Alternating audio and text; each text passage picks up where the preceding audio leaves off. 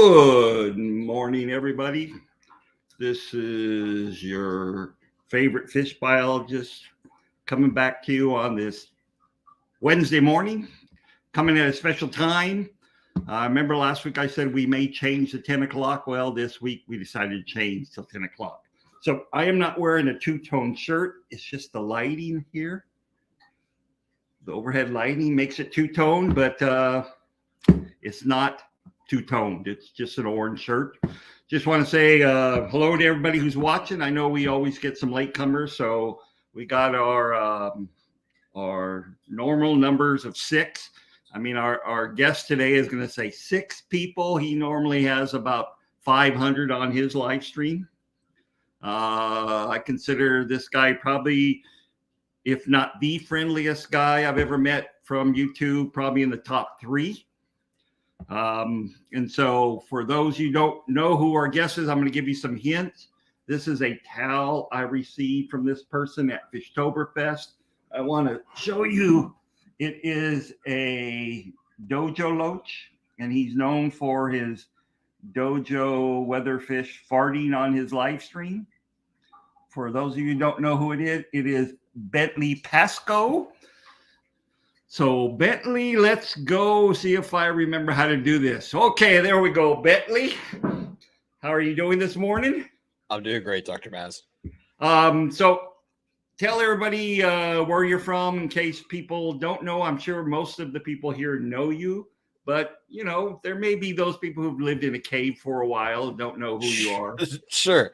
I'm just some dummy on the internet who likes fish and plants. And is in the Seattle area of Washington State.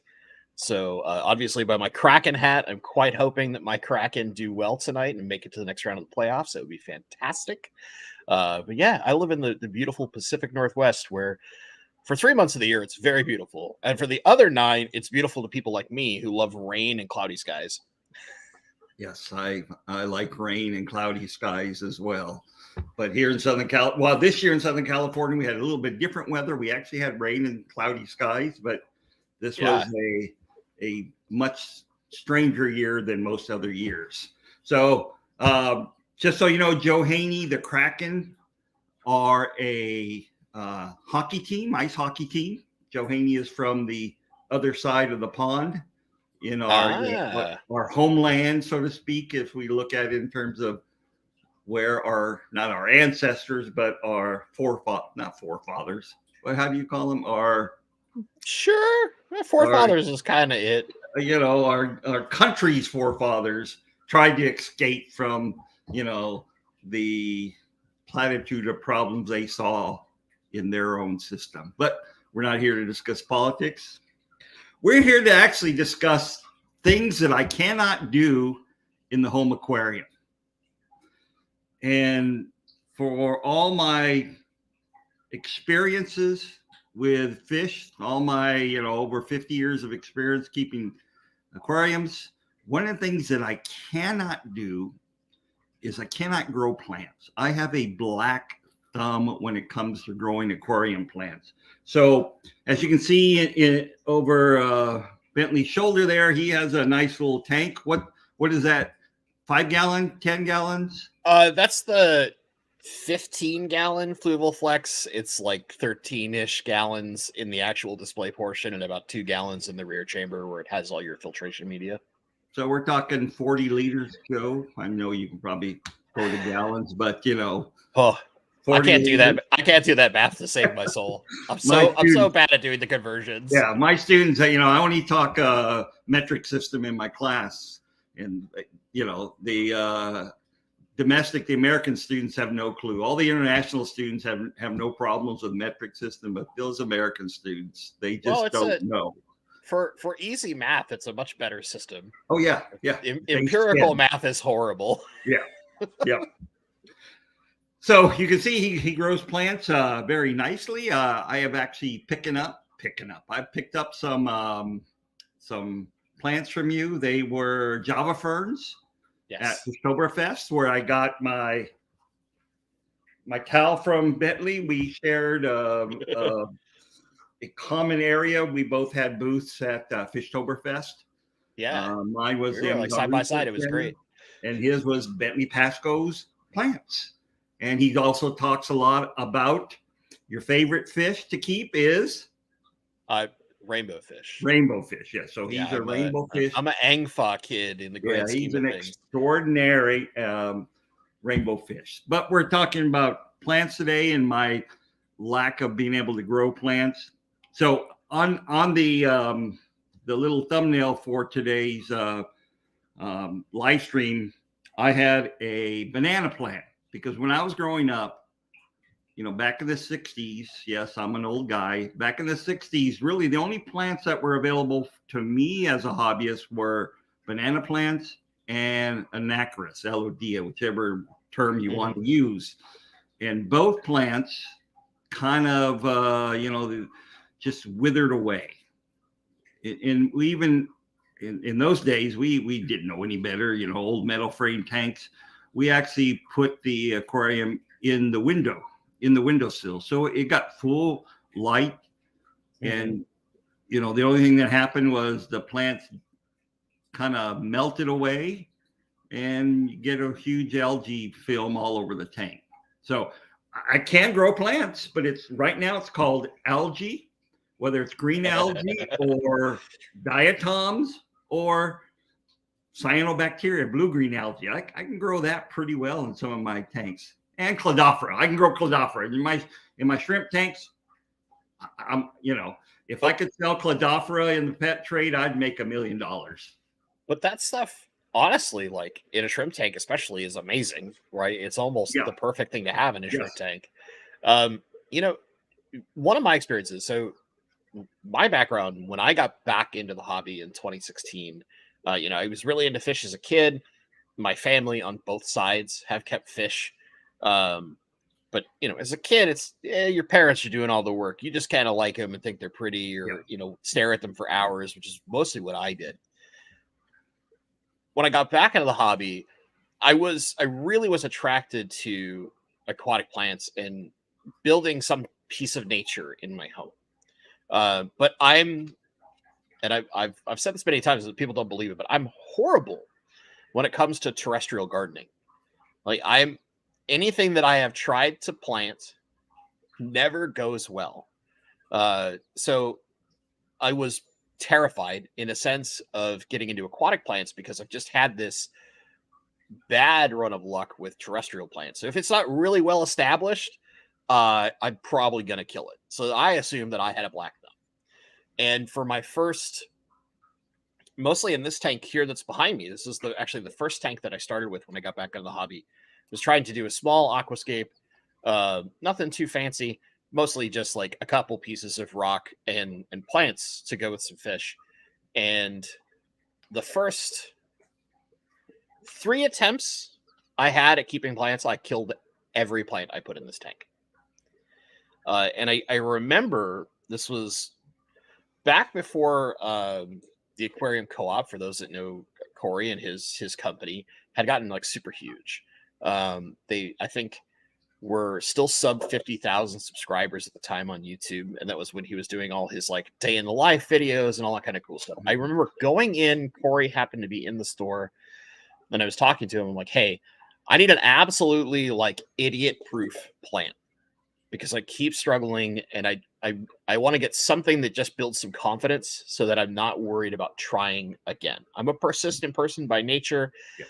The failure is just an opportunity to learn, as far as I'm concerned. And he started me with Pogostemon stellatus octopus. Okay. And that plant went absolutely gangbusters in my tanks. And from there on out, it became one of those things. It's like, okay, I can do one. As long as I can do one, I can do more. And from there, it was just a matter of being totally open. And this is the biggest piece of advice I give anybody who struggles with plants is, one, we need to see where we can learn from the failures we have. And 2, unfortunately, a lot of the information out there doesn't help us in that part of the journey. So my biggest thing that I had taken away as a lesson after kind of like digging around enough is most of the plants I was buying are done in aquatic nurseries and farms, but they're grown immersed, and they all need to convert. And part of the problem is me not understanding how that conversion process occurs in the plants. What I perceived as the plant just completely dying was often it converting, and sometimes me giving up too early, or not seeing the signs and learning some tricks and things like that here and there that helped me progress. So that's kind of like the biggest, I guess, lesson I have is patience is your best friend. And don't be afraid to fail, because you'll eventually figure out what works in your tank. Because I could give you some amazing advice that is perfect for my water. But if you live in the Midwest or somewhere else where you have very mineral rich water compared to my water that's got like nothing in it whatsoever, some of those lessons just don't apply universally. And it's figuring out the little nuggets of information that work and then adjusting the rest to your tanks and what the kind of water conditions you're dealing with. And that, I think, is the hardest thing to learn. And it took me probably a year, honestly, of just like basically I killed a nacris. I killed several species of basic rotalas, Ludwigias. I had Buses and Anubiuses that fought me. I struggled with Java fern, which now people think is hilarious because I grow Java fern out the wazoo. I have tons of it. I love it. You have a forest of Java fern. Yeah, it's one of those things where it's just like I killed tons of stuff. So I can speak from the realm of understanding those frustrations. It's true that, very early on, I just threw whatever plant that I could find in a pet store, a fish store, in hopes that it would survive, not knowing that what I know now that, most, the tropica plants, all the better plants that you find are all grown, immersed, that they're under high humidity, probably in some type of, hydroponic soil or clay balls, and getting nutrients only to the roots, and that they're going to wither away once you put them in the water until they start adapting to the totally aquatic situation. So let's walk this journey. Where do you want to start? Where can I help you first? Okay, so let's do this. Let's start with me, who wants to go cheap as possible. Okay. To just have some decent plants. I don't need to be an aquascaper with plants, have these lush gardens. I just like to grow a few plants in my tank without having an overabundance of algae, without having to worry about carbon dioxide. And I have two situations. Our water here is really hard. 300 to 400 microsiemens. I'm sorry. I always apologize to people on my live stream. I don't know what GH and KH are in science. We don't worry about GH and KH. All we worry about is microsiemens. Okay. And our pH is, about 8.4. But then I do, I have an RO unit that I use in some of my soft water tanks where, microsiemen is down to about 20. With very low mineral content, with pH of 7 to begin with, but then it'll start reducing because I put in a lot of leaves. So let's first start with light. I know you can go really expensive lights, but I tend to go to Home Depot, Lowe's, Ace, and buy a light from there, just because that's what I've always used. I think one thing, now I primarily use aquatic lights, right? Lights that are designed for fish tanks, but I've run the full gamut of absolutely cheap lights. When I first started, I was using kind of a well-known, although nowadays there's way better ones for the same or less, like Beamswork, which is a cheap Chinese light. But it was the easiest way to get a 6-foot light on my big 135 downstairs, right? And it was so hard to get that size of light anywhere else, and they were dirt cheap. And that was when I was in a situation where I didn't have a ton of money, and I was trying to do this rather expensive hobby. Mhm. Yes. At least when you go really deep on it. I think one of the biggest problems that a lot of people run into is we always look at, and I feel like it is almost deceptive, where people care so much about a par rating. Yes, exactly. And par rating, the super sciencey people are going to be like, you're not actually measuring par, but that's the nomenclature that we use, right? In all this, all they care about is like the par rating is just the intensity or power that light is putting out. And what I've found, a lot of people, their first mistake, especially people that I've helped, whether it's online, through email, whatever, is often we will take low demand plants that prefer less powerful light, and we'll bombard them with these very powerful, like a Fluval 3.0. It's not the most powerful light out there, but it's pretty strong. And it's one of my favorite kind of bang for the buck lights, just because it has tons of features, lots of control, etc. I use tons of them. Some people don't like them, whatever. It's all opinion. But what it comes down to is some people will very frequently have like, well, I have a Nubius, I have Java Fern, and I've got an Amazon sword. It's like, great. These are all easy plants that don't need high intensity light, but they like longer photo periods, right? They want more time in the light, but they don't need very powerful light. And they're like, oh yeah, but it's on my 40-gallon breeder, and I've got my light at 100% power. It's like, okay, so you're bombarding this tank with light. And I think the first lesson is understand the light requirements of the plants. And that can be super difficult as someone who's newer or has been struggling. But in general, most of your epiphyte plants, so Java Fern, Anubias, Spruce, anything that attaches to wood and rock, most of these exist in shaded areas and don't get a lot of super direct high intensity light, and often are not fully submerged in the wild. So when we bring them into our aquariums, we want lower, less powerful light. A lot of our easy plants, our good starter plants, almost all of them require no more than what we would call kind of like medium light. So don't worry about what the most powerful light is.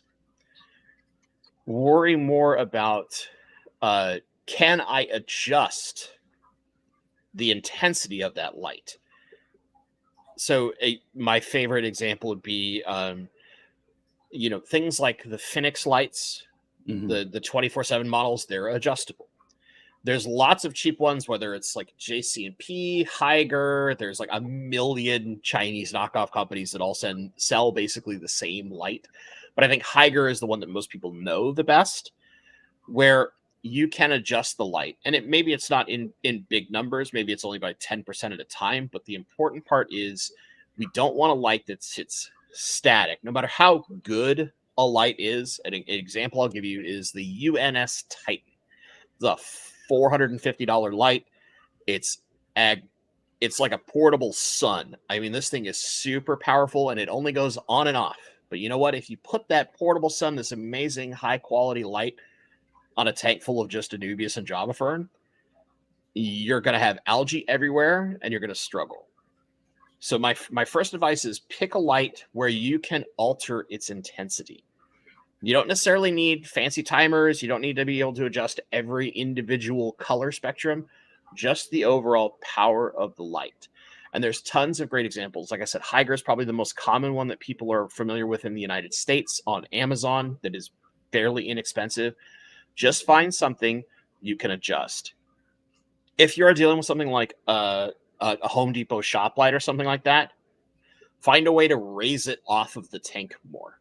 Because the further we bring it away, yes, it's going to spread that light out a little bit, but it's also going to reduce some of the light's intensity coming into your tank. And there's other tricks, right? You could get some of those adhesive films that you would put as window tint and get like a very light kind of white window tint to dull that down some. These are ways that we can really adjust and mess with things to minimize the intensity of light if we're dealing with easy plants. Second, almost everything is going to tell you it's full spectrum, or you're going to see like it has this many LED diodes, this many colors of light. Ignore all of that. Light is light. There's a number of fantastic scientific studies out there, mostly with terrestrial plants, but it applies to aquatic plants too, where the Michigan State University's example does a lot of these things, where they'll have it under only blue light, only green light, only red light, and the plants still grow. Realistically, all you need is white light. That's it. You don't need like 15 different colors of LEDs.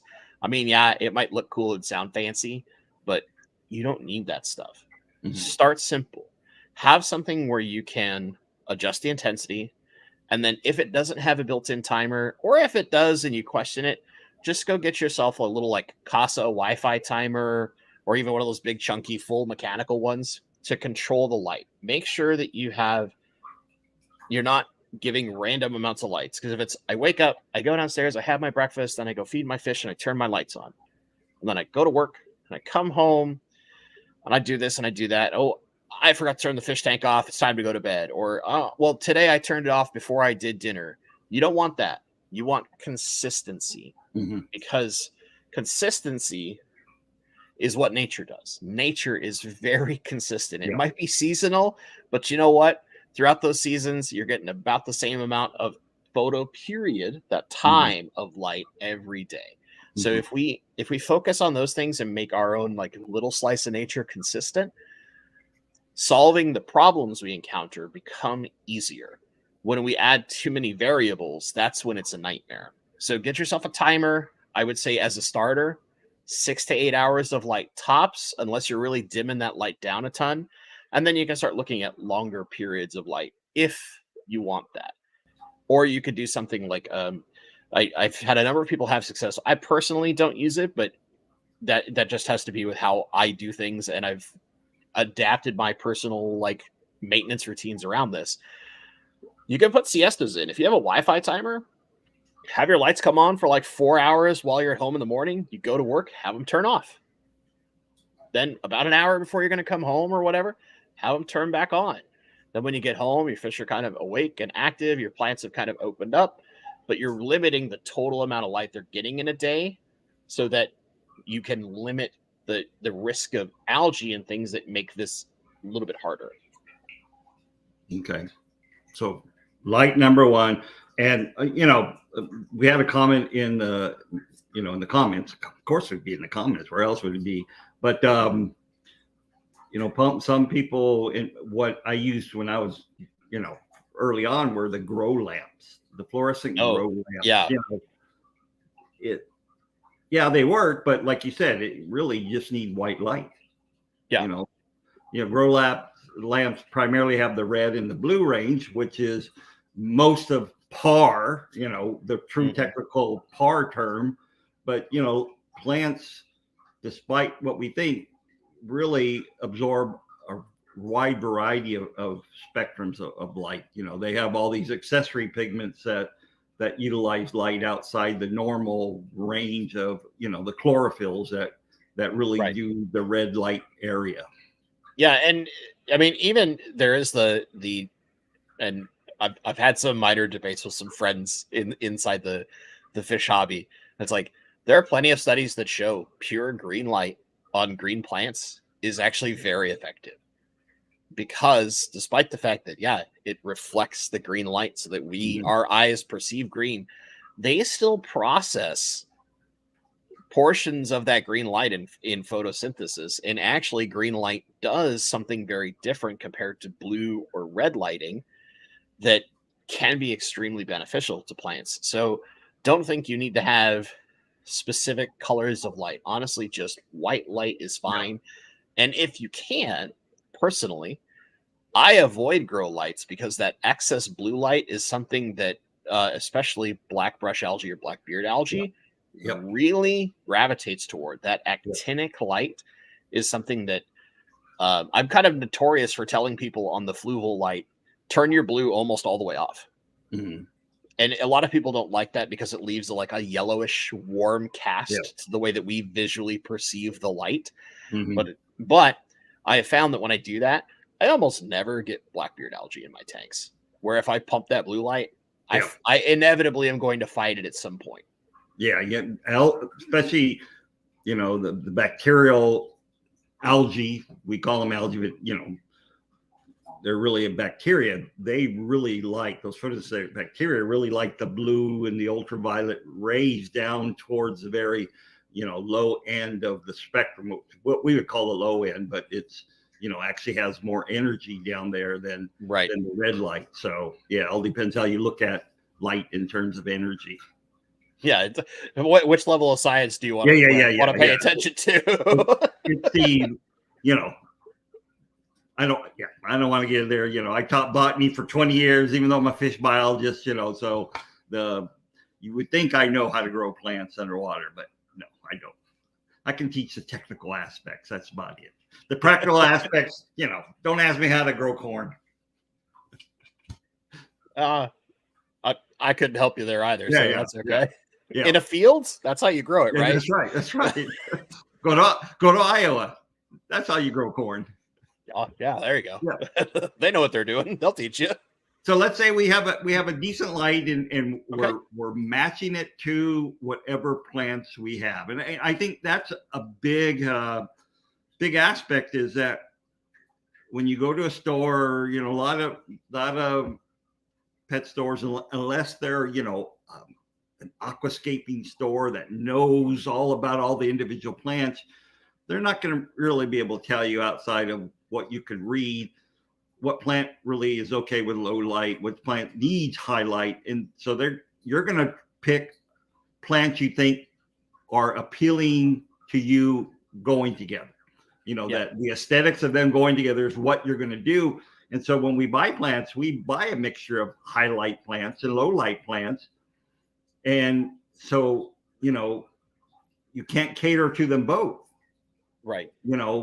Either they both die because you're nowhere near either ones, or, if there's too low light, those high plant lights are going to melt away. And then that will cause problems in your tank. So yeah, I think that's really the big number one key, is to match your light to whatever plants that you have, and only, go to that one low light or high light, unless you have a tank like mine, which is a 4-foot tall tank, and you put the really intensive growing, needs lots of light at the top, and low growing, low plants at the bottom. But this thing, I don't have a powerful enough light for this thing to actually penetrate good. So that's why I got some lights for you. I used to have one, but they would, it was like $300 a month to run them, because you need so much power to go all the way down there. So yeah, so this is I don't even have plastic plants. This is just hardscape. There's nothing wrong with that. Yeah. I can tell you that one of my favorite tanks, before I stopped keeping aquariums back when I was in college, and my cousin used to live with me, was just generic gravel. Yep. With one of those broken pirate ship ornaments in it. Yeah.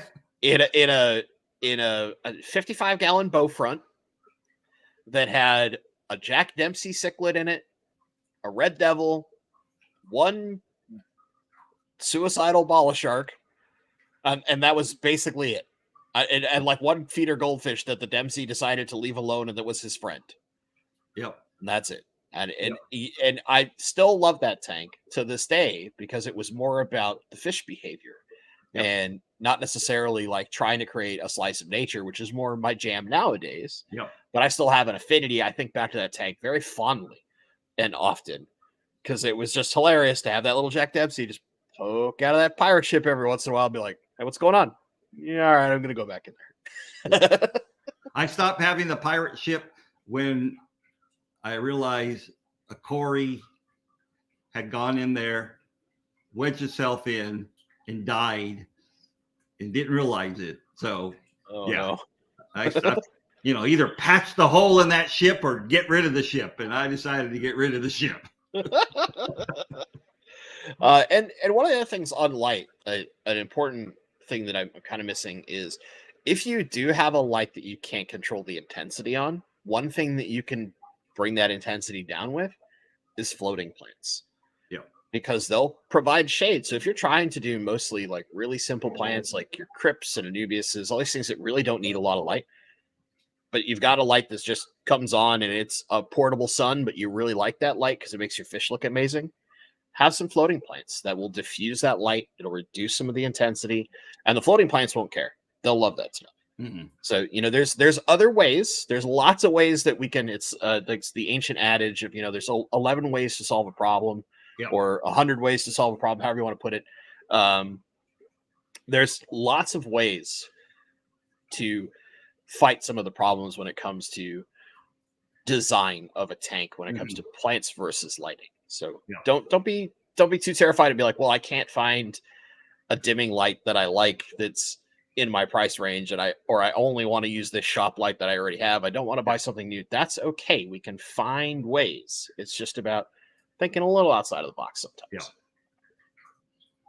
So lights. What about what's the best soil, gravel, or whatever to use? Because early on we all used pea gravel or the big gravel that you bought from aquarium stores. Now some people use sand, some people use blastine sand, which is really silica. Right. And some people sand. Some people pull sand. Some people still use pea gravel. So some people go to their local beach and rip sand right off the beach. That's true. There's all sorts of crazy stuff. The best is so subjective, and again, much like lighting, the best is all about what you're putting in the tank. So, as an example, I talked about epiphyte plants. Those are our plants, Java ferns, anubias, and stuff. All the stuff that attaches to wood and rock, right? These plants, you don't plant in the soil. Yeah. I mean, you can, but that's not how they prefer to grow. And they get all their nutrition from the water column. So if you have the most expensive, amazing ADA Amazonia aqua soil in your tank, but all you're keeping is epiphyte plants, you're wasting your money on that expensive aquarium soil. Right? Whereas if you have a tank like the one behind me where it's all crypts, these are heavy root feeders. They really prefer something that is going to pull its nutrition down into the soil at their roots so they can feed there. That's where some of those nicer clay-based aqua soils, ADA Amazonia, Fluval stratum, Brightwell Rio Oscuro, UNS Contra soil, Landon, blah, blah, blah. There's a million of them out there. What it really comes down to is understand what your plants need. Are you mostly using swords, rosette type plants? So your crypts, Vallisnerias, etc. Things that rely very heavily on their roots to get their nutrition. Then the type of substrate you put them in matters. And you can do a dirted tank. I'm not really a fan of them personally, but if you want to go like the Father Fish dirted tank deep substrate method, you can. Just make sure it's the plants that utilize that method the best. Do you want to go just more like, I want hot pink gravel everywhere because my kid likes it and my kid thought it was cool, but I want to have some actual plants in this tank? Look at epiphyte plants. Look at floating plants. Things that only care about their nutrition being up in the water column itself, and they don't care what the substrate is. Maybe you have a mix. Maybe you just want to have a clay pot full of some soil of some form and a bunch of stem plants, and otherwise have your tank bare bottom. That's okay, right? So there's lots of options out there. It's all about doing things that are specifically what your plants need. And I think it's like my biggest lesson in one of my talks is always like design your tank around what the plants want and you will find success. So if you're putting the fancy aqua soil in a tank full of floating plants, you're setting yourself up for failure because all that aqua soil's got tons of nutrition that's going to get up into the water. And then if you're adding fertilizer on top of it, It's going to be a nightmare. You're going to have algae everywhere. Yep. Oh, thanks, Windows. I don't want to update now. Big pop up right in front of your face. I'm like, no, Windows, go away. But so what I would say is this: all those fancy aqua soils, anything that's a little clay-based ball, right? Some of them are ash-based, not clay-based, but regardless, they are all so similar. It's like this. They're all effectively the same thing. So find the one that you can get for the best price. Mm-hmm. Save yourself money. Every aquascaper in the world is going to tell you how 88 Amazonia is the most amazingest, best ever, and it's the only blah, blah. Bull. They're all the same. Fluval stratum, 88 Amazonia, UNS Contrasoil, Tropica, blah, blah, blah, Jim Bob's planting soil, whatever it may be. If it's those little clay balls, there's only like 2 large manufacturers in the world that actually make all that stuff, and it's all the frickin' same. So just pick the one that saves you the most money or is the easiest for you to get, where you don't have to deal with any hassles. If you do get those things, keep in mind that they have a lot of nutrition in them naturally. They're very rich and often will leach an amount of ammonia when you first put them in there. So when you're dealing with them at first, you're going to need to do a lot of water changes. Mm-hmm. And often I would say you don't want fish in those tanks at all for a while. You just want the plants to settle in and do your water chains. And there's a question in chat I want to answer real fast from Joe. Are they the same as the clay balls used in bonsai? Kind of. There is the clay balls used in bonsai are kind of what influenced their creation, but there is some slight differentials in the formulation. Most of those clay aqua soils, just for people's understanding, they take old rice paddies and they basically just go through and scoop up all the soil when they're refreshing them, and they ship that off and manufacture it into our aqua soil. It's old rice paddies, which are phenomenal, by the way. They have tons of nutrients in them that are amazing for plants, but just keep those in mind. Then you can get into things like Eco Complete and fluorites and some of these other aqua soils that aren't the little clay balls. Most of them are a little more inert. They don't alter your water chemistry, but they have similar... what's the word I'm looking for? They have a similar effect in that they have a high cation exchange capacity. And all that means is that they're very good at attracting the various fertilizers we have put in our water and sucking them down into the substrate itself to make them available at the roots. And then from there, we have the truly inert substrates, sands, pea gravels, most of the things that we would consider decorative. Mm-hmm. There's lots of DIY solutions. You can go with like the clay, all natural, non-clumping kitty litter, right? Tons of people use that stuff as a cheap substrate. You totally can. There's things out there like Safety Zorb or Turfus. These things are typically based out of like Montmorillonite clay. They work amazingly. There's a million options out there. It's just take your time to research them and pick the one that is right for the plants you're using, and that is the best. Mm-hmm. The best is all about understanding what you're trying to do. Do you want tons of extremely fast-growing stem plants and lots of, crypts and swords? Then you probably want to get yourself some semblance of very high nutrition substrate, like a dirt tank can work, but usually aqua soil is the cheater route, right? I'm a big aqua soil proponent because I'm lazy and it does a lot of work for me. Yeah. So substrate, again, like lighting, it's all about selecting what fits the plants you're trying to grow. Okay. Now, I've heard people go out to their backyard, and if they want a dirt tank or want pots, fill it with dirt from your yard and cap that off with sand. Yep. What say you? I personally have had a horrible experience doing that.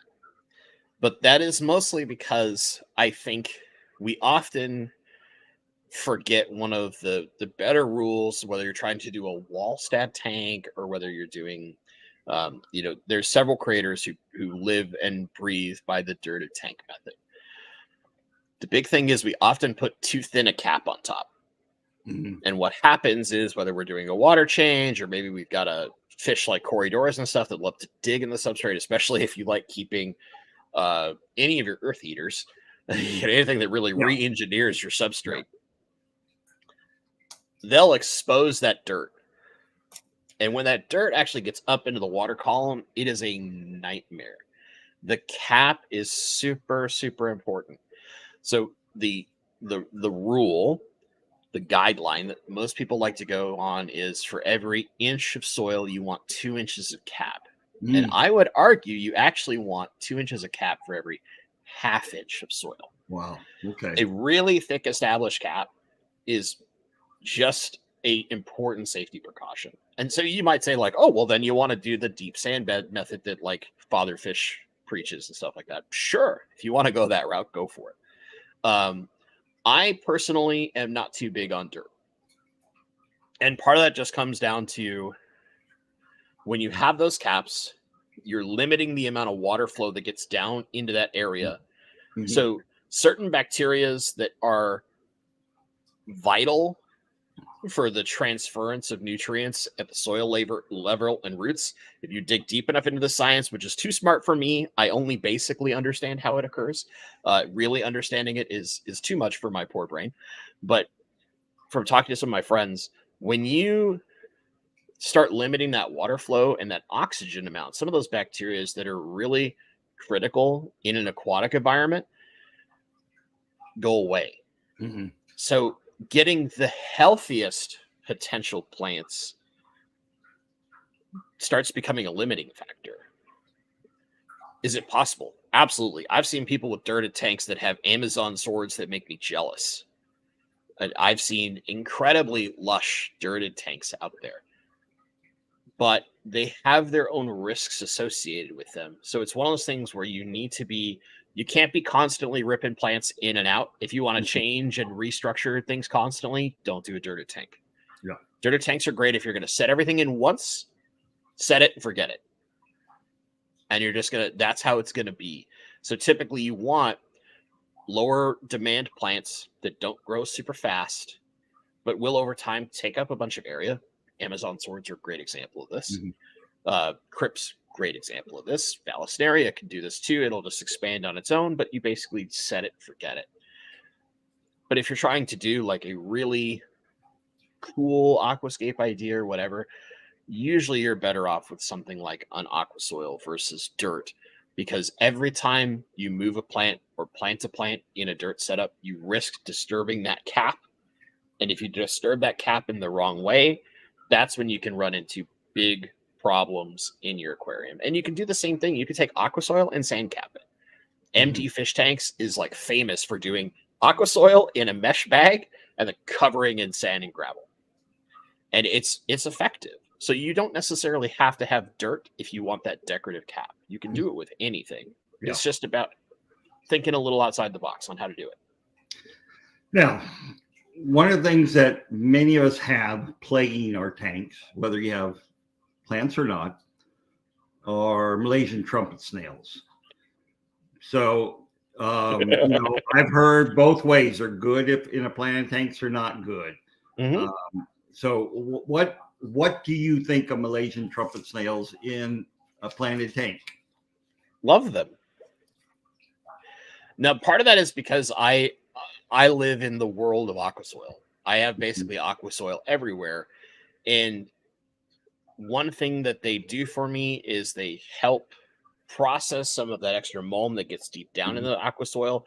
They steadily move things, which helps ensure that oxygen stays at a healthy amount down in that area. And by doing so, having it's not an oxygen rich environment, let's be clear, but keeping it oxygenated is really healthy for some of those plants that like to build very robust root systems. And really what ends up happening, at least in my experience, is those Malaysian trumpet snails just help perpetuate that environment. Mm-hmm. They move things a little bit every day. So again, if you're trying to do a dirter tank with a sand cap, you probably don't want Malaysian Trumpets. Yeah. Yeah. But if you're a guy like Bentley, who's like, I like aqua soils, I like the way they look, I like that they allow me to be a little bit lazy, Malaysian Trumpet snails are perfect. Even in tanks where I have literally just crypts, the whole tank is crypts. Malaysian Trumpet snails are great because when they move, the little micro movements that they do in that substrate as they're burrowing around and doing their thing just helps keep the environment that makes those roots super healthy, super happy, so that they can continue doing all the interactions that they need. And also that movement can help distribute, I'll put it that way, distribute other sources of natural fertilizer, snail poop, right? Down in at the root level of where we want that stuff to be in the first place for a lot of those plants.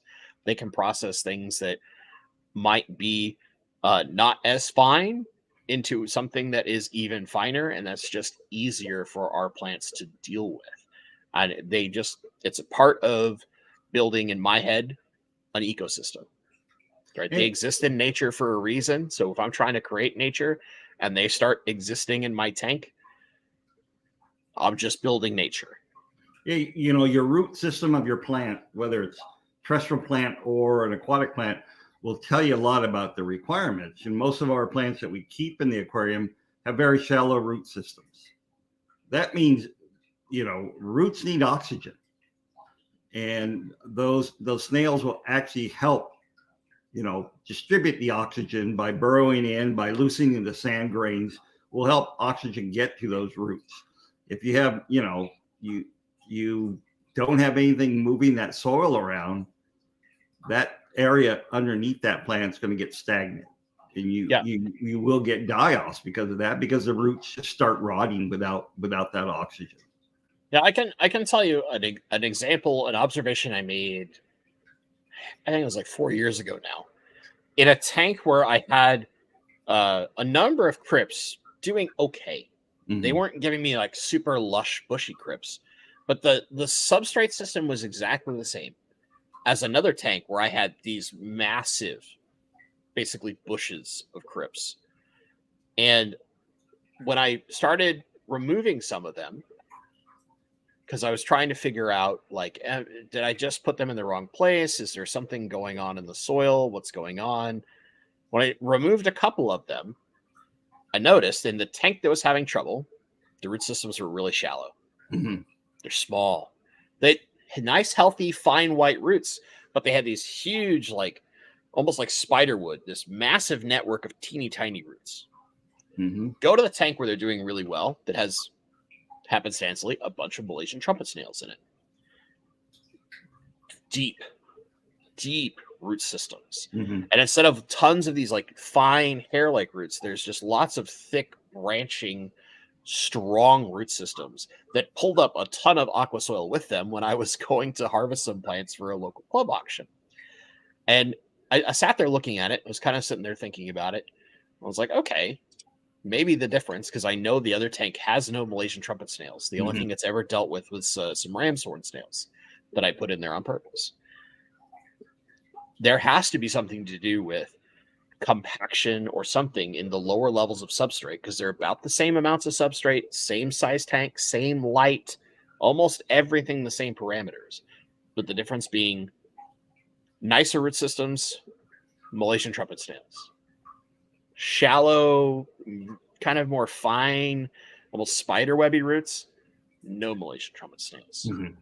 And ever since then, like, I've been happy to huck Malaysian trumpet snails in almost every tank I have, even if occasionally, because I'm heavy-handed on my feeding with my fish, because I have rainbows and they're little piggies, I get armies of these things.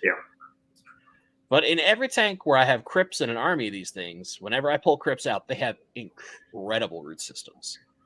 And it's just like, I think we're doing the right thing here. And it's just an observation I've come to live by. Okay. So Joe Haney has a question in chat. Is the planting the way to go then? It's all about the flow through the substrate for the roots, or is the flow needed a minimal is not something to really to worry about? Sure. If by plenum we specifically mean creating a void that has some kind of, whether it's air driven or powered into our canister, whatever, but forcing movement down through the substrate and out. Sometimes people confuse plenum with like having to set up the rest of the things to try and create an anoxic environment, and I don't think of it that way. Mhm. You can, don't get me wrong, you certainly can do that too, but if you mean specifically just in the sense of having that void there that helps water flow occur, yes, I think they can be extremely healthy. I'm actually looking at whenever I can expand my fish into like turning my garage into a fish room, putting a plenum in literally every tank just to encourage that water flow down throughout the substrate. Mhm. Going old school, air driven underground filters. Yeah, I grew up on underground filters, and we all, the hobby got away from it for reasons. They said, well, it creates a lot of dead spots in your tank. Your soil gets but it to me it seems to keep the the soil's well oxygenated. If not, do a reverse flow that make sure that the roots are well oxygenated. I think sometimes we as people get too enamored by the new shiny thing, Yeah. and forget about the simple systems that just have worked for literal decades. Mm-hmm. Like sometimes I think it would help us if the louder voices, that's kind of why I've been thinking about this as a personal thing, is showing that, like, sometimes the oldie but the goodie is actually the way to go. Yeah. But it does require some changes, right? You're doing it, if you're trying to do the true underground filter, you really do want a really thick substrate to deal with all that. But it's, if you are trying specifically to like put a plenum in to encourage extra water movement throughout the entirety of your substrate, absolutely. Mm-hmm.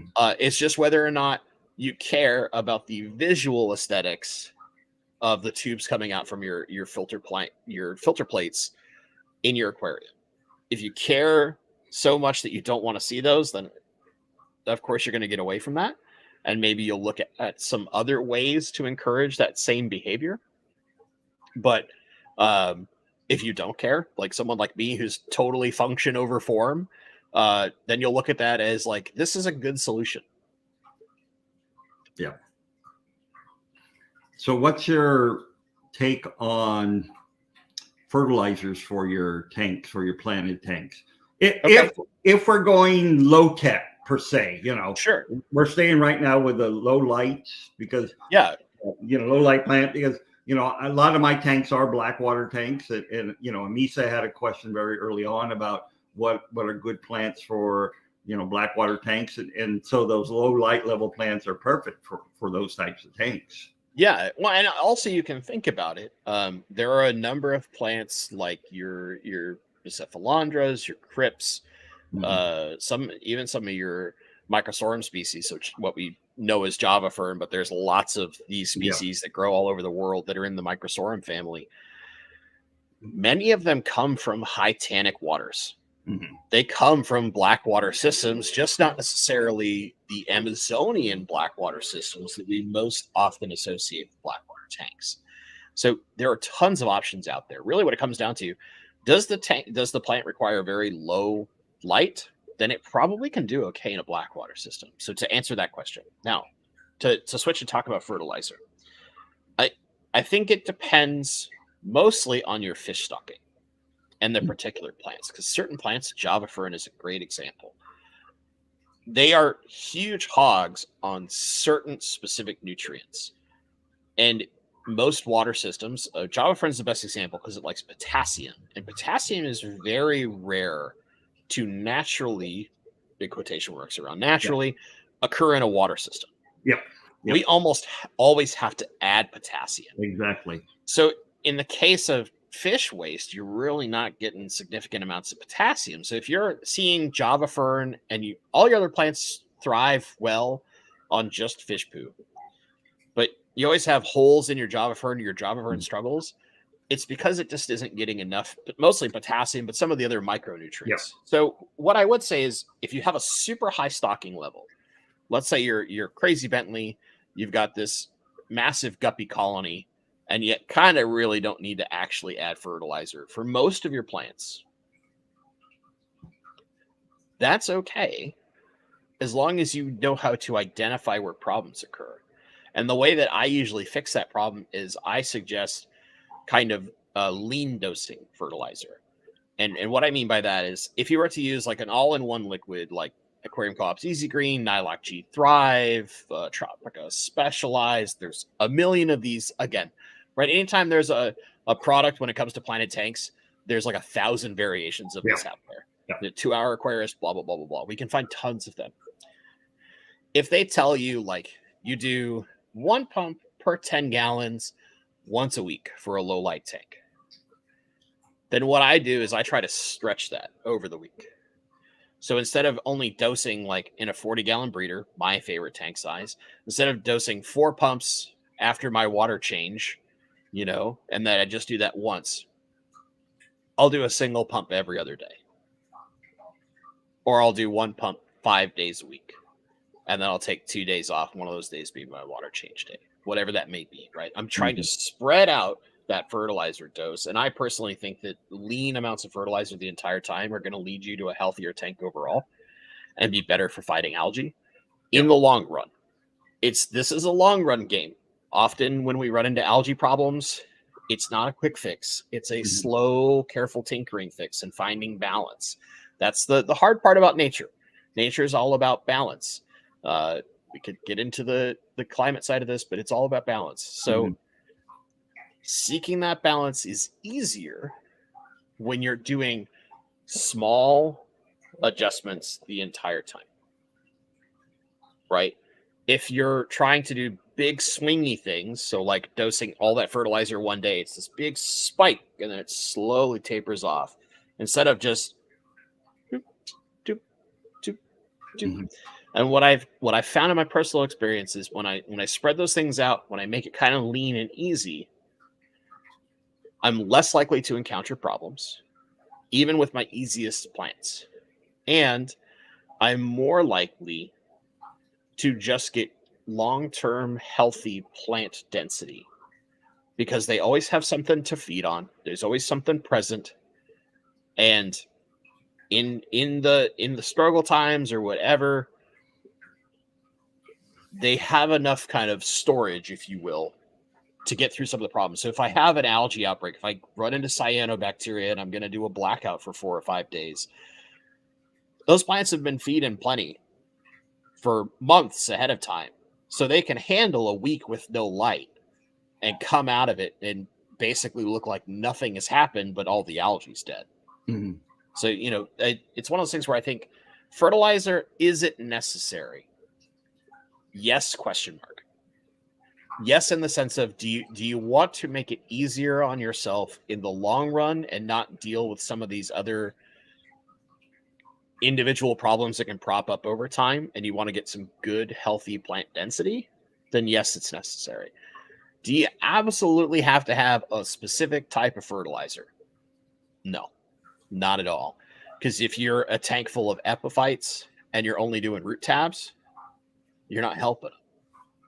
If you're all crips and you're only dosing liquid fertilizer, but you don't have like an aqua soil or some substrate that's really good at absorbing that and bringing it down to the substrate, you're not really helping them. So you could be dosing all the fertilizer in the world and it's doing nothing because you're choosing the wrong angle of attack. But if you pick the right method, so if we've picked the right substrate, we picked the right light, it's all about figuring out how much fertilizer, which often is not very much, keeps our plants happy and healthy and puts them in basically tip-top fighting shape to reduce the likelihood that we deal with big algae problems in our aquariums. So I'm very pro fertilizer, but also in most of my tanks, I use an aqua soil, and that can pull a lot of that fertilizer down into the roots. Or I'm specifically keeping plants that like to feed off of the water column. So I'm putting nutrition in the water column for them. And a lot of it is just to ensure that I'm covering all the gaps. Because what I don't necessarily care about, like, I have to have my nitrates between this and this. I don't care so much about that. What I care about is making sure that everything a plant needs is available in a small amount, kind of constantly. And if I can do that, I have found success with plants. And I would attribute 95% of my ability to find success with plants to just figuring out how to design the tank right in the first place for the plants intended, and then making sure there's constantly what they need for success. It's like any of us in life. Do you want to be successful in your job? You probably need to make sure that you constantly have the tools around you to be successful. And maybe that's one of those things where it's like, well, I need to go to sleep by this time. I need to wake up by this time so that I get to work at this time and I'm rested and awake and alert. Whatever those little variables are, we're just doing the same thing in plants, right? Mm-hmm. You want to keep your fish healthy, you probably need a decent diet. They need to eat regularly. You need to have regular water maintenance. It's just good. We need to be paying attention to our filters. These are all little variables for success. It's just we're applying it to plants. That's it. It's easy peasy. After you go through all the problems, the headaches, and all that stuff, you eventually find what's right for you. And then then all of a sudden it's like eureka. And stuff gets way easier. Unless you're a crazy person like me who's like, what's the hardest thing I can possibly do? Yeah. Let's try to do that now. Yeah. Now, I've never looked at aquatic fertilizers for, aquariums. Do they have, are they like terrestrial fertilizers? They have the ratio of NPK, or is it just say, this? Because, I have one tank that I have all your Java ferns in. So yeah, I'm going to need potassium in that water. Mm-hmm. So are there fertilizers that just have potassium, or could a normal terrestrial fertilizer work in terms of, if you just need one of those basic elements? If you're looking at what I would say is if you start looking at like hydroponic fertilizers, often I've seen plenty of people do those for success. What I will say is there's some companies are very good about putting the analysis of their product on their product. One of the best out there is Aquarium Co-op. They tell you exactly what's in it. I believe Nylock G Thrive does the same thing. There are also plenty out there who don't tell you anything. Chem Flourish. I'm looking at you guys. I got a bone to pick, but they also have like every individual thing in a $10 billion bottle that they want you to buy. I have a personal distaste for the way that Flourish as a line tries to do their things. There are also lots of like really great products out there. One of my favorites, as an example, is Brightwell's Florin Multi. And Florin Multi is a liquid fertilizer, but it's all your micronutrients. So what you would get in, say, Flourish Trace plus potassium, and that's it. It's none of the macros, because usually we can actually just get the macros from our fish waste and what we're feeding naturally. It's relatively easy to get our macros that way. So especially if you have a really well-stocked tank and you kind of are dealing with nitrates constantly anyway, and phosphates from your fish foods anyway, you probably only need your micros. And then you can look at there's plenty of products that are out there. Just my personal favorite of the ones I played with, because it happens to include potassium, specifically calls out that they have potassium in it, is Brightwell's Florin Multi. But you can do the same thing with Chem Trace. With Flourish Trace, you can do the same thing. There's Tropica has a similar product. ADA has like 15 different products. There's tons of options. And if you're only missing like one thing, there's tons of individual, it's just iron, or it's just potassium, it's just magnesium, whatever. There's tons of those things out there. It's all about making sure that you're dosing them basically per instructions, and sometimes even less than that, because often they make an assumption you're using every product in their line when they give you dosing instructions. So it's kind of a trial and error thing. There's tons of powdered fertilizers out there that you can get for people that like the EI method that Tom Barr basically is most famous for creating. You can get all the powdered fertilizers in the world that are it's just potassium, it's just this, or here's all your macros and all your micros, right? There's folks in chat like mentioning there's Greg Sage has a no analysis powdered fertilizer, but I've talked to a number of people who love it to death and think that it is the greatest thing out there, period. Swear by it. And then I have other people who have been like, no, I got that compared to this, and I immediately got an algae outbreak. So it's all about realizing this really critical thing. My water and your water, even if we live next door to each other, are different. Yeah, exactly. They're just different. So we have to inherently have some trial and error. And we're going to find things that, like, Bentley thinks that this is the product for him. He uses it all the time. But when I use it, it's a nightmare. Mm-hmm. But if I use this other thing that Bentley's, what Dustin's grow juice or pick a product, it doesn't matter. Just Bentley's never talked about this. He's an idiot, but it works perfectly in my tank. But then I could try it in my tank and be like, oh, I immediately got the most massive staghorn algae outbreak I've ever seen in my life. That's happened to me very recently. I tried something and I was like, I am getting algae everywhere. And I have never had this on a fresh tank. Oof. So it just becomes one of those things where there's a little bit of trial and error. There's tons of products out there. Some of them are very out front and tell you exactly what is in them, and others don't. But usually they'll tell you, oh, it has all your macros and your micros, or it contains just this, and it doesn't contain nitrogen. That they should at least be pretty transparent about.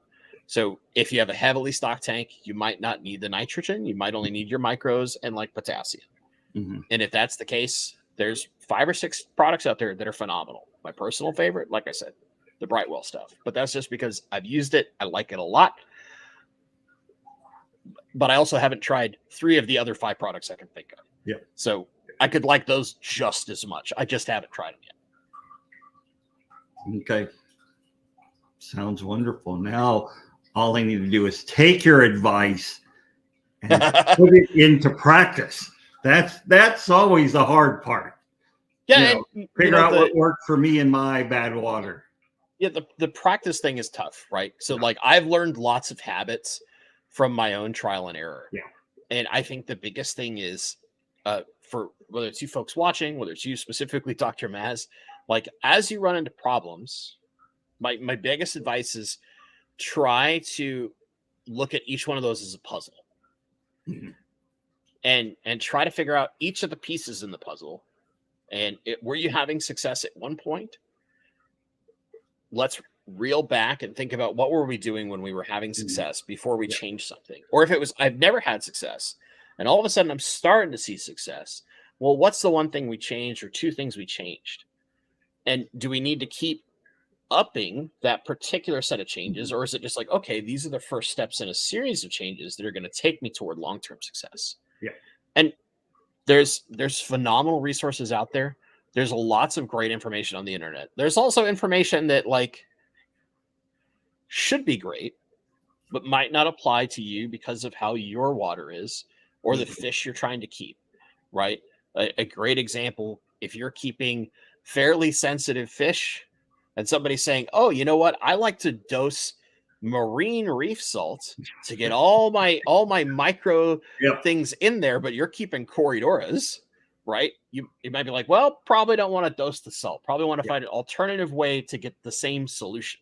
Mm-hmm. So, keep that in mind. Like just because somebody says, hey, the true secret to everything is X. Yeah. That's probably not true. That's just a way to get to the actual answer. And finding that actual answer is really a journey for each of us individually. Unfortunately, there's no single perfect product that fixes the problem. It's learning that combination of little things that makes successful nature in our homes happen. Yep. Sounds perfect. Sounds. I know. perfect. I'm so helpful Yeah. by telling you Yeah. nothing. But yet you're told us everything. Yeah, sometimes a Yeah. little bit. Yep. I've You told you us that your it's secrets. all your problem. Good luck. That's right. So, we have any other questions in chat? We'll give you like a minute, two, to come up with questions. If not, then we'll thank Bentley for his time, for taking his time out for a black thumb like myself to try to make it into. There's a great tip in here from Greg's Planet Tanks, which if you haven't seen Greg's Planet Tanks, Okay. you should check him out. He's got some great ones. If you Google liquid fertilizer comparison chart, Okay. apparently you can learn more. I've never done that, so I'm literally, when we're done here, I'm doing that because I'm very interested. Yes. What's out there? To see what they have in there. Yeah. Tell Bentley that Bentley bat line is worth it. Hi, Leo. Is that an inside joke that? So I often refer to so I have a membership on my channel, right? And I have a Discord for my members. Yes. And I like to refer that as like the bat phone for Bentley because I pay a lot of attention to my Discord. Gotcha. And it's like, I guess the one service that I do the best for my members, because I'm typically a very busy guy, so I'm kind of bad at doing as much as I'd love to be able to do. But that is the one thing that I really do my best to stay on top of. And Leo takes the most advantage of that, and I kind of love it because he's like truly unlocked the secret way to get probably the most advice out of me he possibly can. And now it's kind of our own inside joke about how he abuses the Bentley bat phone. Maybe that's why Stephen P can't get through on the Bentley bat phone. He gets he says he gets a busy signal all the time. Oh, you see, it's like he's dialing the wrong bat phone. He knows he knows the absolute bat phone to get a hold of me. He knows. Yeah, he's got the real one, the truest bat phone. Okay, sir. I do appreciate you coming on, taking your time with us, taking your time with me. Happy to, Dr. Mouse. You know what? I learned a lot today. And hopefully it'll help me up my game when it comes to plants. I'm hoping that if you come up to Fishtoberfest again this year, I get to hear a success story. That's my hope. We'll about 6 months, right? So we'll see on both parts. There's a possibility of me going up to Fishtoberfest again. We'll just have to see how the summer goes, and everything goes well this summer, then I'll probably be able to be going to Fishtoberfest. I'm trying to go also to Aqua Telford, it's called in the UK. It's a big trade show that the aquarium industry has in the UK. I know my wife's going, but I'm going to try to see if I can go. It would entail me take a week off from school, so that's the thing that the university may say a week. That's too long. That's too long. 2 days, yeah, but to fly to England for 2 days is really not much doing. What if we can make it an important experiment to bring back to the students? Actually, if I'm trying to arrange a couple talks at universities, and if that happens, I'll have no problems. But I'm still working on that. But who knows? Who knows what will happen in life? So, again, thank you, Bentley, for taking your time, your valuable time. We appreciate it. I appreciate it personally, and I'm sure the audience appreciates it well. So thank you, those who are here today. Thank you, replay crew, for coming on, for those who hear the replay. And as I always say, hug your family, do your water changes, and life will be good. So thank you very much, everybody. Have a good day. Take care, everyone.